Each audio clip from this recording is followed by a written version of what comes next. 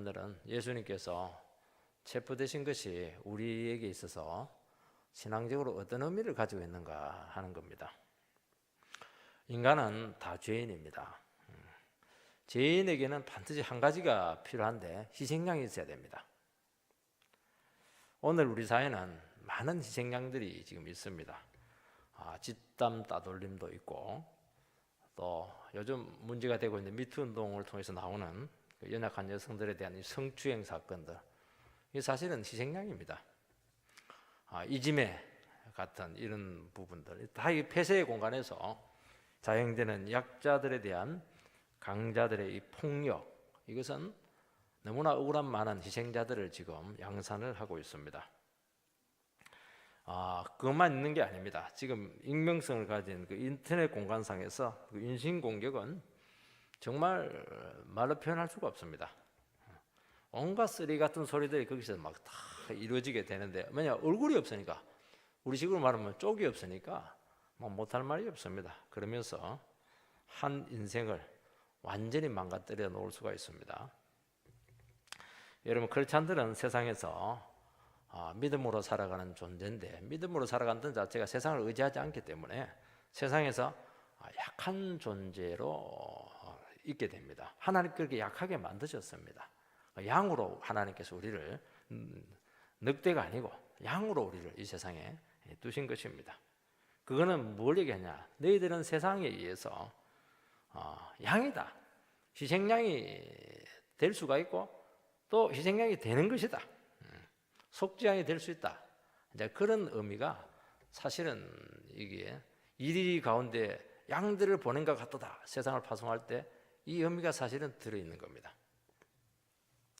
주님은 어렵고 비공격적인 분이신데도 불구하고 정말 그 흉악범으로 그렇게 지금 취급을 받고 있습니다. 예수님께서는 인간 속에 있는 이 폭력성, 이 죄성, 이 범죄성, 이 사악성에 대해서 희생양이 되시기 위해서 이 땅에 오신 것입니다. 그래서 전혀 저항하지 않고 그대로 체포되시고 그렇게 범죄자로 취급을 당하셨습니다. 우리 크게 오늘 세 가지를 살펴보기를 바랍니다. 첫째는 예수님께서는 이 범죄자로 체포를 당하셨습니다. 43절에서 46절 말씀을 읽어보면 예수께서 말씀하실 때 곧 12 중에 하나인 유다가 왔는데 대제사장들과 서기관들과 장로들에게서 파송된 무리가 금과 몽치를 가지고 그와 함께 하였더라. 예수를 파는 자가 이미 그들과 군노를 짜이르되 내가 입맞추는 자가 그이니 그를 잡아 단단히 끌어가라 하였는지라. 이에 와서 곧 예수께 나와 랍비어하고 입을 맞추니 그들이 예수께 손을 대어 잡거늘. 예수님의 체포 장면인데 예수님께 체포 당하셨더라 이렇게 하면 간단히 끝날 텐데, 아주 체포 장면을 아주 구체적이고 그 장면까지 아주 상세하게 사복음사 기록을 해놓는 것은 이 체포되는 게 이게 의미가 굉장히 구속사적으로 있다는 것을 보여주는 겁니다. 예수님께서는 겟세마네 동산에 기도하셨을 때 이미 체포주가 가까이 왔다는 것을 아시고 졸고 있는 제자들을 깨워서 우리 가자 그렇게 해서 일부러 그곳으로 찾아가셨습니다. 예수님께서는 이미 기도를 하심으로써 체포되시기로 마음에 지금 작정을 하셨습니다. 그러나 자수는 하지 않았습니다. 왜냐하니까 예수님께서는 범죄자가 아니었기 때문입니다. 주님에 대한 체포는 유다의 배신으로 말미암아서 급물살을 탔습니다. 왜냐하니까 당국에서 예수님을 찾을 수가, 낮에는 반란이 나니까 안 되고 밤에는 노숙을 했기 때문에 어디에 계시는지 모릅니다. 그런데 그 제자 중에 한 명이 와가지고 예수님의 노선을 막 손바닥처럼 알고 있고 아무리 밤이라도 이 구별을 해낼 수가 있는 겁니다. 예수님께서는 군중과 떨어진 성밖 어두운 밤에 지금 귀가하셨습니다. 무장한 성전 경비대가 지금 체포조를 구성해서 지금 체포하러 왔습니다. 이 금과 몽치로 무장한 이유는 예수님과 제자들의 그 저항을 염두를 해 두었기 때문입니다. 그래서 산헤드린 공회원에서 치밀한 체포 작전을 짜서 지금 접근을 합니다. 지금 밤이기 때문에 남자 장정들만 13명입니다. 누가 주님인지 이 구분이 어렵습니다. 그래서 유다가 나서가지고 내가 입 맞추는 그 사람이 예수다. 그렇게 군호를 짭니다. 그 사람을 체포하라는 겁니다. 주님께서 순순히 체포되신 것은 성경 말씀을 이루기 위해서다. 그렇게 일부러 밝히고 계십니다. 그리고 동시에 예수님께서는 스스로 잡히심을 말미암아서 제자들을 도망갈 수 있도록, 제자들이 다치지 않도록 보호를 하시기 위해서 그렇게 하신 것입니다. 이사야서 53장 12절인데 한번 띄워주시기 바랍니다. 이사야서 53장 12절. 그러므로 내가 그에게 존귀한 자와 함께 몫을 받게 하며 강한 자와 함께 탈취한 것을 나누게 하리니 이는 그가 자기 영혼을 버려 사망에 이르게 하며 범죄자 중 하나로 헤아림을 받았음이니라. 그러나 그가 많은 사람의 죄를 담당하며 범죄자를 위하여 기록하였느니라. 여기서 아주 중요한 구절이 범죄자 중 하나로 헤아림을 받았다 하는 겁니다. 예수님께서는 이렇게 수갑을 채우시고 범죄자로 이렇게 체포되신 것은 바로 이사야서 53장 12절 말씀의 성취입니다. 범죄자 중 하나로 헤아림을 받기 위해서입니다. 예수님이 범죄자가 아닌데 범죄자 중 한 사람으로 그렇게 자기 취급을 받으셨다는 겁니다. 죄가 없는데 죄를 뒤집어 씌워서 범죄자가 되신 것이고 실제로는 지금 흉악범으로 지금 체포되고 있는 겁니다. 아무리 그래도 체포조가 있더라도 몇 사람 보내면 되는데 수백 명이 와가지고 지금 예수님을 지금 체포하고 있는 겁니다. 무죄한 예수님을 범죄자로 이렇게 무지막지하게 체포한 것은 그만큼 그 시대가 범죄적인 사회였고 죄의 수치가 대단히 높았다 하는 것을 보여주는 한 증거였습니다. 화면을 꺼도 되겠습니다. 오늘 우리 사회는 조금이라도 혐의가 있으면 마치 큰 범죄자나 되는 것처럼 그렇게 취급을 많이 하고 있습니다. 우리 상황을 보면 없는 죄도 지금 만들어내고 있고 조금이라도 혐의만 있으면 수단과 방법을 가리지 않고 그냥 그 모든 혐의들을 그냥 탈탈 털어서 들추어내고 있는 실정입니다. 서론에서도 얘기했듯이 인터넷상에서 온갖 인격 살인 행위가 지금 이루어지고 있는데 근거가 있느냐? 근거는 전혀 없습니다. 그냥 카드라 하면 끝나는 겁니다. 이렇더라, 그렇다더라, 팩트는 아무 상관이 없습니다. 그냥 올려놓기만 저놈 죽여야 되겠다. 한번 그래 버리면 막 껍질을 벗겨 놓습니다. 아주 무섭습니다. 근거 없는 악의적인 소문을 퍼뜨려서 의혹에 의혹을 부풀리게 하고 너무나 많은 사회적인 불안 요인으로 지금 혼란스럽게 지금 만들고 있는 겁니다. 누가 가더라 그러면 본인은 전혀 진술 기회를 가지지 못하고 그냥 나쁜 사람으로 범죄자로 지금 전락이 딱 되어 있습니다. 그 사이에 당사자는 치명상을 입게 되고 모든 사회적인 명성들, 인격들 다 잃어버리게 되는 것입니다. 이런 현상은 단지 한 그 팩트의 문제만이 아니고 우리 사회 전체가 지금 죄의 수위가 상당히 높아진 것이고 지금 범죄 수치가 굉장히 높아진 것이고 불의하고 무정한 사회가 되었다 하는 것을 보여주는 아주 단적인 증거입니다. 굉장히 불안한 겁니다. 이거는 심판이 가까웠다는 겁니다.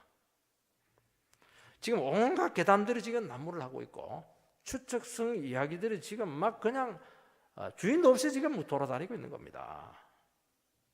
소리 지르고 부수고 난리 부리다가 나중에 아니면 말고입니다.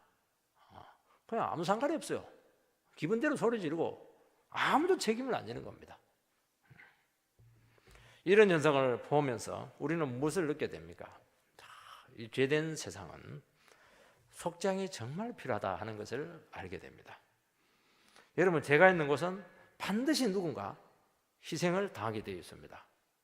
우리가 의로운 사회를 만드는 이유는 공평하고 억울한 사람이 없도록 만드는 게 정의로운 사회입니다. 근데 제가 있는 곳, 탐욕이 있는 곳은 반드시 누군가 억울하게 희생을 당하는 사람이 있을 수밖에 없게 되어 있는 겁니다.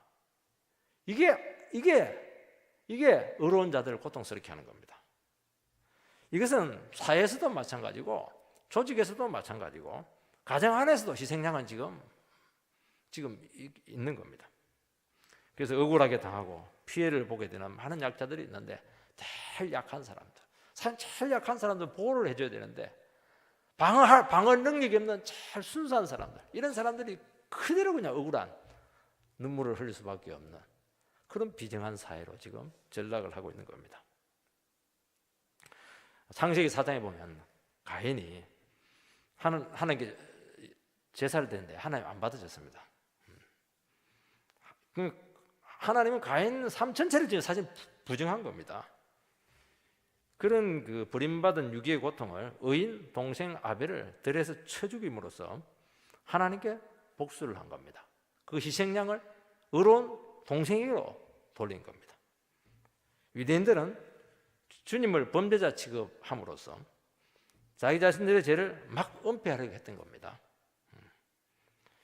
여러분, 무지한 주님이 범죄자처럼 저항 없이 체포되신 것은 범죄자 인간 속에 그 속죄양이 얼마나 필요한가 하는 것을 아시고 대신 속죄 제물이 되시기로 작정을 하셨기 때문입니다.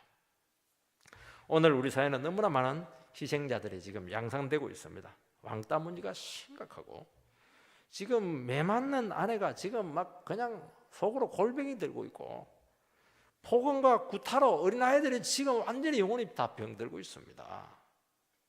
성희롱을 그렇게 당하는데 지금 텔레비에 나온 거 몇몇 사람인데 그것만 있겠습니까? 너무너무 많은 사람들이 지금 말 못하고 그냥 부끄러운 가운데 억울하게 고통을 당하면서 자기 인생을 갉아먹으면서 그렇게 피눈물을 흘리면서 살아가고 있다는 것을 기억을 해야 된다는 겁니다. 여러분, 가해자는 자기 자신들의 악행이 피해자에게 이토록 고통을 준다는 거 전혀 모릅니다. 지난번에 보니까 한 병사를 잔인하게 죽게 하고서도 법정에서 고개를 빳빳하게 쳐들고 있는 그 모습을 보면서 이 피해 가족은 2번 죽었다, 그런 기사를 제가 본 적이 있습니다. 얼마나 무정하고 저것도 인간일까? 인간 안에 그 괴물이죠. 모든 괴물이 있나? 그 죄성들, 그 미움과 시기심들, 막 양심도 없고 아무것도 없다는 겁니다. 이게 우리를 너무 절망스럽게 만든다는 겁니다. 잘못하면 잘못했다고 해야 되고 부끄러운 짓 했으면 얼굴에도 붉어져야 되는데 더 뻔뻔스러운 겁니다. 이게 무슨 이게 인간이 살 수 있는 곳이냐는 거죠. 이게. 여러분, 우리 크리스찬들은 바로 이리가 들끓는 이 세상 속에 양으로 파송을 받았습니다.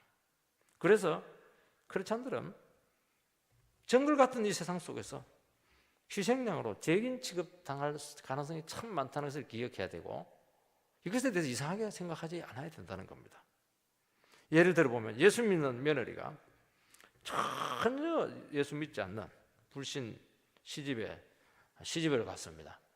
그 가서 뭐 합니까? 그냥 죄인 취급받는 겁니다. 시집 전체가 신앙 때문에 범죄자 대하듯이 그렇게 하게 됩니다. 사실 자기들이 다 범죄자인데 의로운 그 예수 믿는 며느리 뭐 그냥 아무도 의지할 데 없으니까 그냥 희생양이 되는 겁니다. 그래서 집안에 일어나는 안 좋은 일은 전부 다 네가 예수 믿어서 그렇게 됐다고 완전히 그 뒤집어 씌우는 겁니다. 모든 게 다 허물이고 어느 순간 제일 나쁜 사람으로 딱 전락되어 있습니다. 온갖 비난과 모함을 온몸으로 다 감당하고 그냥 벙어리 3년, 6년, 10년을 그냥 한이 맺혀가지고 살아가는 겁니다. 그걸 통해서 하나님께서 하시려고 하는 게 무엇입니까? 그 시집을 구원시키는 겁니다. 그 며느리가 그 가정의 죄를 죄인 취급당하면서 희생양으로 다 감당을 한 겁니다. 하나님께서는 그 며느리를 통해서 그 가정을 구원하는 겁니다. 여러분, 크리스찬들은 인격 살인을 당할 가능성이 많고 신앙 때문에 억울한 일을 많이 당합니다. 왜냐하면 우리는 양심이 살아있거든요. 하나님을 알고 있기 때문에 세상 사람들과 싸울 수가 없는 겁니다. 세상 사람들과 싸우려면 세상 사람들과 똑같이 악하게 나가야 되는데 우리는 그렇게 할 수가 없습니다. 그러니까 막무가내로 나오면 그냥 당하는 겁니다. 그냥 오른밤 때려 왼밤까지 그냥 맞을 각오를 해야 되는 겁니다. 우리가 고스란히 재원 취급당해야 될 때가 어디게 한두 번이겠습니까? 이런 일을 한번 당하면 우리는 이 세상 가운데 정말 살아갈 자신감을 다 잃어버리고 정말 살고 싶지 않고 산속에 들어가든지 문 잠가놓고 혼자 살고 싶습니다. 그리고 사람에 대한 기대, 인생에 대한 소망, 이거 전부 다 꺾이게 됩니다. 너무 절망적이죠. 주님은 스스로 범죄자 취급을 당하셨습니다. 그 모든 세상의 정오와 미움과 짐승 같은 그 분노들, 자기밖에 모르는 그 이기심들, 이걸 깊이 이해하시고 자기가 다 당하셨다는 것을 말씀하고 있습니다. 오늘 우리 사회는 범죄 수치가 대단히 높습니다. 그 증거가 뭐냐?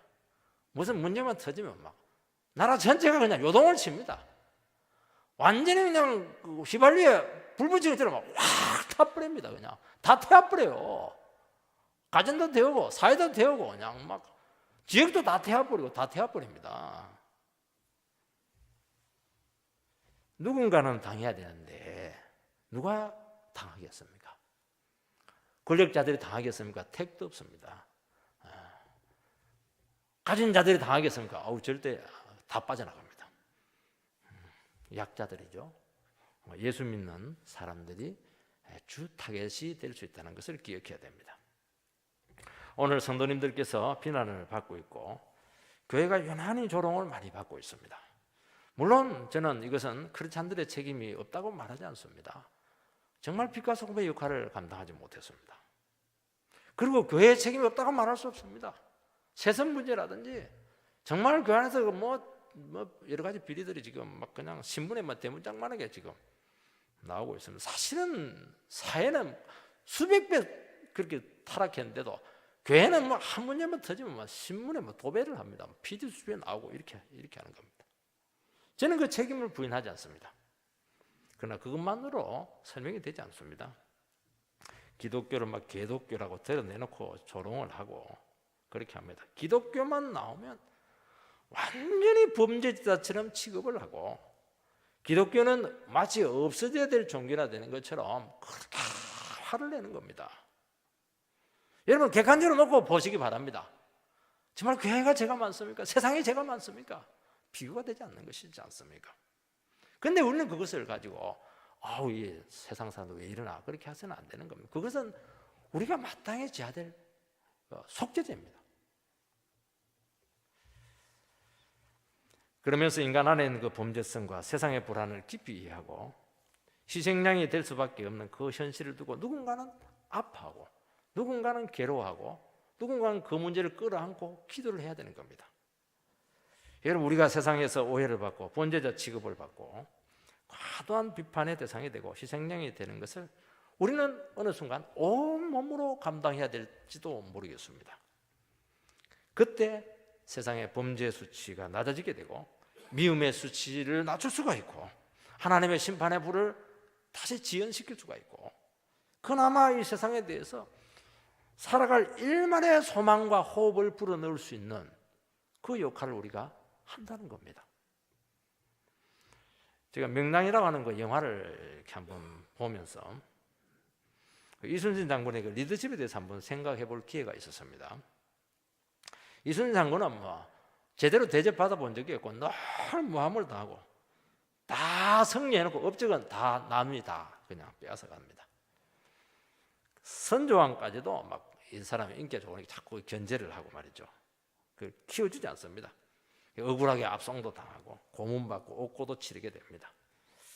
그래서 이제 그러면 또 나라가 위기에 처해지고 원균이 참패하고 배구정군 하다가 어쩔 수 없이 또 삼도 수군 통제사로 또 임명이 되고 그러니까 좋을 때는 전부 다 자기들이 다 해먹고 어려움 생기면 어려운 자리로 딱 이순신을 발탁을 해서 올려놓는 겁니다. 자기들은 안 되니까요. 참 멋있는 대사가 하나 있지 않습니까? 아직 신에게는 13척의 배가 있습니다. 참 위대한 그 말이지 않습니까? 늘 정치판에서 희생양이 되어서 억울한 누명을 쓰고 늘 고통을 당합니다. 근데 그것을 어떻게 연결합니까?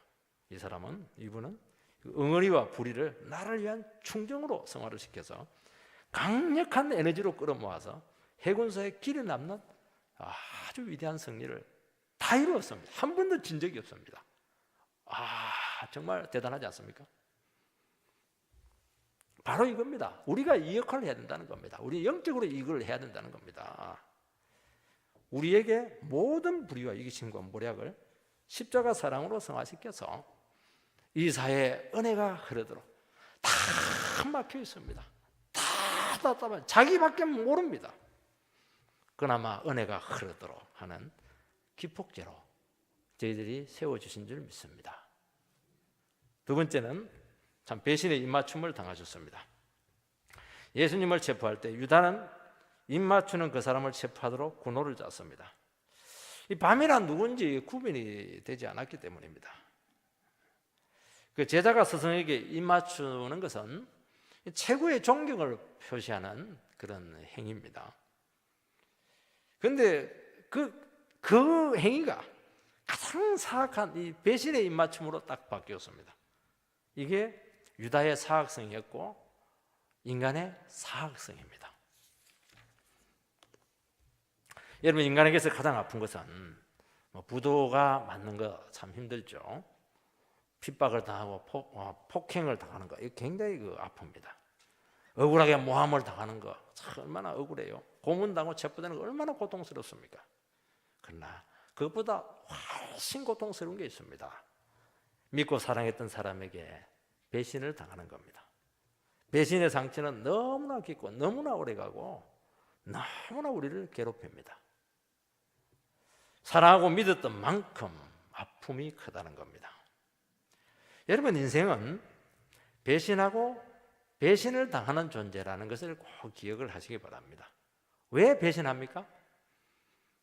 내가 살기 위해서, 내가 먼저 배신 안 당하기 위해서, 또 복수하기 위해서, 탐욕과 이기심 때문에 우리는 배신을 하게 되어 있습니다. 합니다. 어쩔 수 없이 배신하기도 하고 어떨 때는 뻔히 알고 고의적으로 배신합니다. 이것이 뭐냐? 이게 인생의 한계라는 겁니다. 여러분, 가족에게 배신당하고 배우자에게 배신당하고 자식에게 배신당하고 부모에게 배신당하고 동료들에게 배신당하고 심지어 성도들에게 배신당하고 목회자에게 배신당하고 동력자에게 배신당하고 전부 다 지금 배신자들, 지금 주위에 여러분 중에 배신당하지 않는 사람 누가 있습니까? 믿고 투자했는데 같이 했는데 떼먹고 그냥 배신 때리고 그냥 인생 망가뜨린 고통을 얼마나 많이 당했습니까? 유다는 돈 때문에 주님 배신했습니다.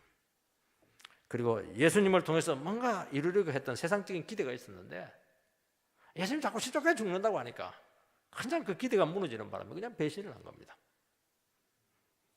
십자가를 앞두고 자기 혼자 살아남고 배신했습니다. 왜냐하면 죽는 것은 이 사람은 극복이 안 되었던 겁니다. 예수님과 함께 죽고 싶은 마음이 전혀 없었습니다. 오늘 사람들은 돈 때문에 얼마나 많은 배신을 하는지 모릅니다. 돈 문제 생기면 정말 형제도 없어요. 유산 문제 생기면 형제가 완전히 원수입니다. 부모 자식 간에 칼부림이 일어나는, 왜 그렇습니까? 돈이 일만하게 뿌리기 때문에 그렇게 하는 겁니다. 여러분, 현대판 요즘 고려장에 지금 문제가 되고 있지 않습니까? 공부시켜놓고 유학 보내서 학위해서 좋은 직장 주고 또 사업장까지 다 대주고 또 사업이 힘들면 미리 유산 다 떼가지고 한 목숨 다 넘겨주고 온갖 사랑으로 키운 자식입니다. 근데 냄새 난다고 못 살겠다고 그러고 모시기 힘들다고 못 살겠다고 하고 병들었다고 못 살겠다고 하고 돈 때문에 부모를 막 버립니다. 그래서 휴게소 가서 막 버려놓고 가버리고 이렇게 하는 겁니다. 이 부모, 버림받은 부모는 특징이 하나 있습니다. 절대로 자식 흉을 보지 못합니다. 그게 부모의 심정인가 봐요. 그래서 스스로 자위합니다. 자식들이 잘 살면 됐지, 이렇게 하면서 그냥 속으로 감수하는 겁니다. 유다는 주님을 팔 마음을 가지고 있었고 그것을 알고 사탄이 그 마음에 들어갔습니다. 여러분, 악한 마음을 오랫동안 품고 있으면 사탄이 그 마음을 알고 반드시 이용합니다. 분노를 품고 있으면 반드시 사탄이 그 사람을 갖고 완전 악행을 하게 합니다. 그래서 계속 악한 감정의 충동을 받아서 안 좋은 생각이 계속 일어나게 만드는 겁니다. 그러니까 마음이 지옥으로 바뀌는 겁니다. 지나치게 의심하게 되고, 지나치게 분노하게 되고, 지나치게 열등감에 빠지고, 지나치게 자기 비하에 빠지고, 그렇게 하니까 속에서 막 살인 충동이 막 일어날 수 있는 겁니다.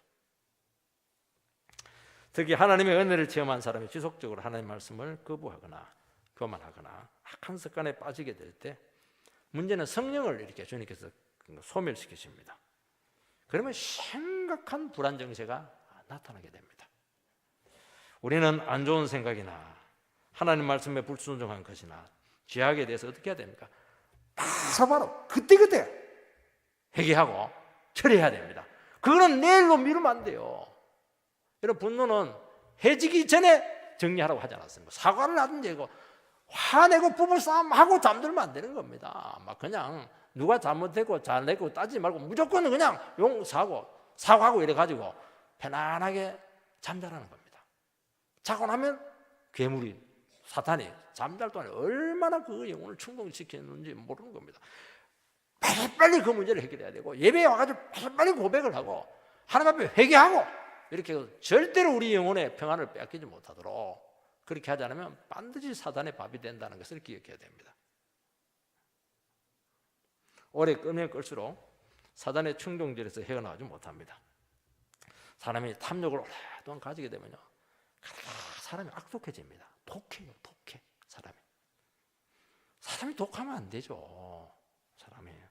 사람이 사람다워야 되지 않겠습니까? 따뜻해야 됩니다. 오랫동안 나를 미워하거나 의심하게 되거나 화를 다스리지 못하면은 특징이 두 가지입니다. 주위에 있는 사람들을 그냥 병들게 하든지, 아니면 자기를 병들게 만드는 겁니다. 반드시 뭔가 희생이 되게 돼 있는 겁니다. 여러분, 어떻게 하든지 성령 충만해야 된다는 겁니다. 이것은 명령입니다. 성령 충만해라! 그러면 성령 충만해야 되는 겁니다. 해볼까요, 말까요? 해야 될 이유가 있으면 그러면 안 됩니다. 성령 충만해라! 여러분, 성령 충만 받으시기 바랍니다. 네. 여러분, 크리스찬들이 오랫동안 기쁨 없이 은혜 없이 살아왔다는 것은 이미 죄를 많이 지었다는 겁니다. 드러나지 않았을 뿐입니다. 죄 충동을 많이 받은 겁니다. 여러분, 성령 충만하지 않으면 그것 자체가 이미 죄를 짓는 것이기 때문입니다. 여러분, 침체한 것이 위험한 거예요. 이게 온갖 악한 생각이 그 영혼을 지배하게 되기 때문에 그렇게 하는 겁니다. 그래서 무조건 주님께 나서 잘못했습니다.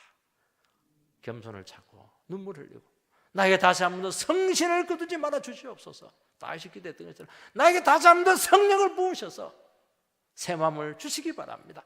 기쁨을 회복해 주시옵소서. 기도하면 줄 믿습니다. 베드로도 주님을 저주하고 부인하고 배신했습니다. 그러나 베드로는 회개하고 돌아왔습니다.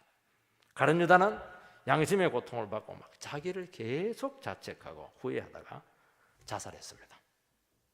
그 차이가 어디에서 왔습니까? 베드로는 후회할 짓 많이 했습니다. 용서받을 짓 많이 했습니다. 어떻게 보면 가룟 유다보다 더 심했을지 모릅니다. 그러나 결정적인 순간에 말씀이 생각이 났습니다.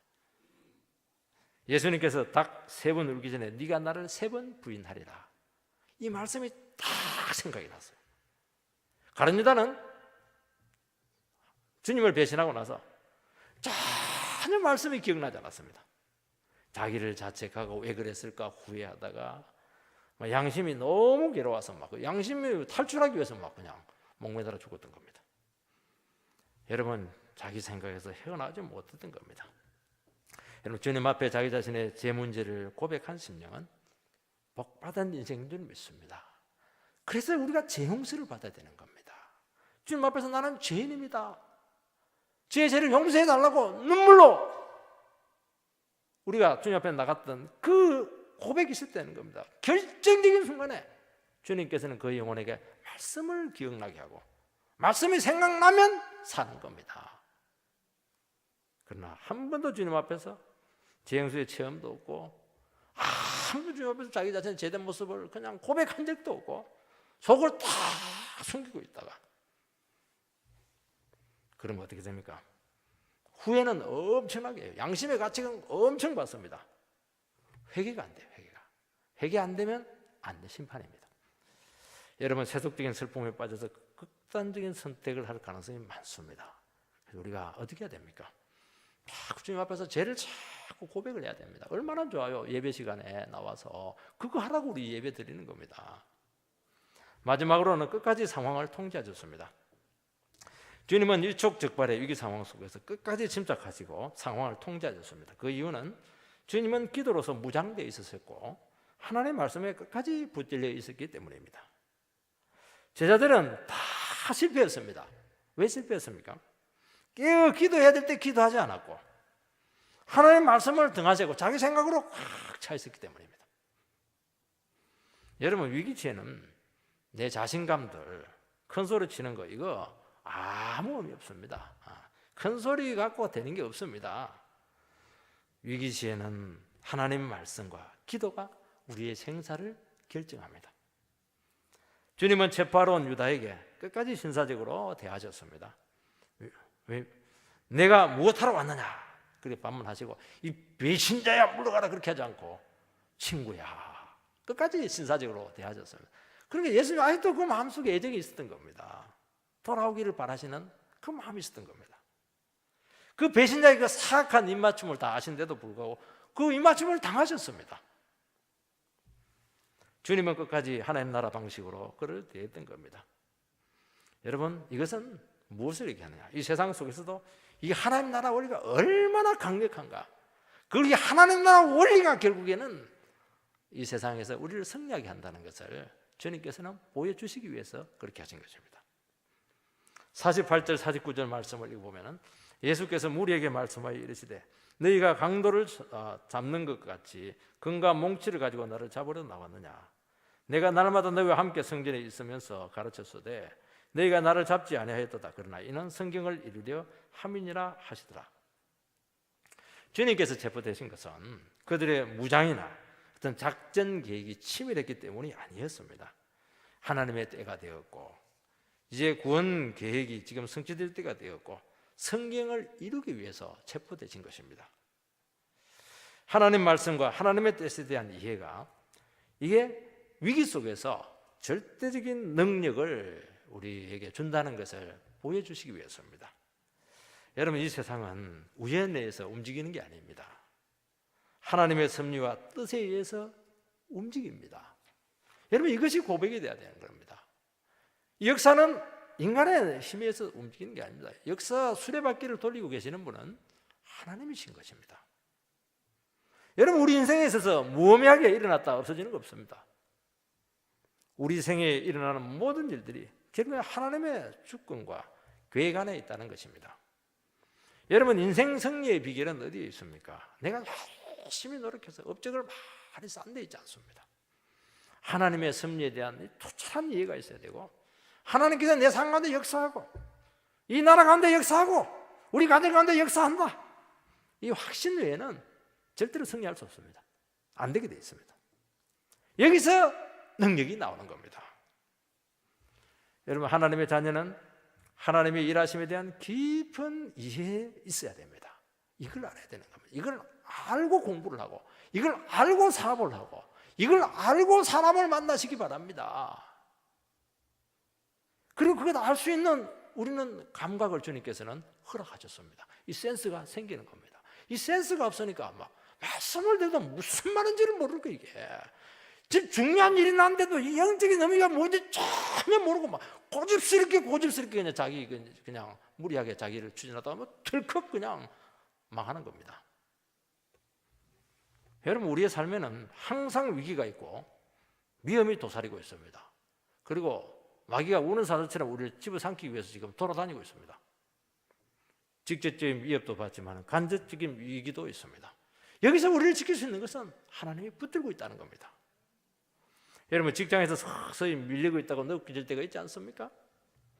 이대로 가다가는 나는 이 직장에서 도태될 수밖에 없어. 계산이 딱 나오면서 위기의식이 딱 생기는 겁니다.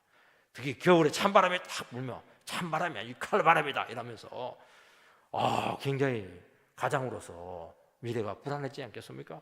그러니까 막 술 먹으러 가고 막 그냥 이상한 행동이 막 나타나는 겁니다. 왜 그렇겠습니까? 아직 쫓겨난 거 아닙니다. 여러분, 하나님의 섭리에 대한 확신이 없으면 결코 여러분의 인생을 끝까지 책임지고 나갈 수가 없는 거예요. 이것만이 여러분의 인생을 붙들어주는 겁니다. 하나님 내 인생 붙들고 여기 나가면 또 다른 길이 있다. 아직은 안 쫓겨났다. 끝까지 기도하면서 기다리자. 하나님께서 역사할 수 있는 기회를 우리가 줄 수 있는 믿음이 있어야 되는데 믿음이 없으니까, 이 섭리에 대한 이해가 없으니까 조금만 이상하면 막 난리요 난리. 자기 안에서 그냥 불안해가지고 이 방 갔다 저 방 갔다 막 전화통 들고 대고 말이죠. 그런다고 되는 게 아닙니다. 그렇게 하지 말고 기도를 해야 되는데 조용히 앉아서 기도를 해야 될 텐데 말입니다. 결국에는 인생은 여기서 결정이 나는 겁니다. 여러분, 말씀에 붙들리면 한 가지를 알게 됩니다. 뭡니까? 나에게 말씀이 오는구나. 내가 지금 말씀 속에서 걸어가고 있구나. 이게 힘입니다. 내가 지금 하나님 섭리 아래 살아가고 있구나. 상황은 몰라요. 그걸 붙잡아야 된다는 겁니다. 주님이 나를 지키시고 가장 가치 있고 축복된 길에 있겠구나. 절대로 나는 버림을 받지 않는다. 딱 결론이 나오는 겁니다. 이게 인생입니다. 이렇게 살아가시기 바랍니다. 그 믿음이 생길 줄 믿습니다. 이런 무장병들이 치밀한 준비를 하고 왔지만은 아무 의미 없습니다. 그거 하나도 안 써먹습니다. 주님 그냥 체포대주는 그냥 와가지고 한 사람만 와서 데려가도 다 데려가게 되어 있습니다. 주님은 무장병들이 생각한 그런 분이 아니셨습니다. 주님은 그들을 막 책망했습니다. 네가 나애들을 흉악범을 알고 그렇게 체포하느냐? 나는 12형 대들은 그 군병들을 데리고도 할 수 있다고 그렇게 말할 정도고, 그렇게 하는 것은 성경을 이루기 위해서다라고 말씀하고 있습니다. 너희들이 모르는 세계가 있고 차원이 있고 능력이 있는데 나는 일부러 그것을 쓰지 않고 있다. 그렇게 그들에게 말하는 것입니다. 여러분, 그들의 판단과 노력이 무의미하다는 것을 적나라하게 드러내신 것입니다. 가룟 유다와 무장 군인들의 의도를 다 하셨습니다. 그때 그 사람들이 예수님의 말씀을 듣고 무엇을 깨닫게 됩니까? 그들의 삶 전체가 부정되는 그런 것을 깨닫게 되는 것입니다. 주님은 악한 자들에게도 그분과 만남을 통해서 한번 진리를 대면할 수 있는 기회를 주신 것입니다. 여러분, 우리 인생에서 나의 노력과 인생 계획과 그렇게 열심히 수고하고 노력한 것이 아무것도 아닌 순간이 올 때가 있습니다. 내가 그렇게 의미를 가지고 추진했던 이것들이 전혀 무의미하다는 것을 알게 될 때 내 인생이 부정되는 그런 아픔을 아마 여러분들은 겪게 되었을 겁니다. 주님 없이 그렇게 노력하고 그렇게 많은 자격증을 땄는데 이게 뭐 아무 필요가 없는 겁니다. 이게 그렇게 수고하고 일구어둔 인생의 결과가 마지막 고비를 어기지 못하고 아쉽게 그냥 미끄러지고 실패하게 되었을 때 자기 자신의 삶이 완전히 부정되는 아픔을 아마 여러분들은 겪게 되었을 겁니다. 그러나 그때 주님을 만날 때입니다. 주님이 대면한다는 겁니다. 한 가지를 깨닫게 합니다. 하나님이 기뻐하지 않으면 마지막 순간에 미끄러진다 하는 겁니다. 여러분, 이제부터라도 주님을 붙들고 나와 함께 인생을 살아가자, 우리에게 초청하고 있는 겁니다. 베드로는 주님의 체포시에 말고의 길을 잘랐습니다. 탁 때는데 피하니까 뭐 싹 잘린 것 같아요. 이게 피하니까. 베드로의 행위는 주님을 위하는 충성스러운 행위였습니다. 결과론적으로 이것은 전혀 주님을 위하지 않고 결정적으로 방해하는, 구속을 방해하는 행위였습니다.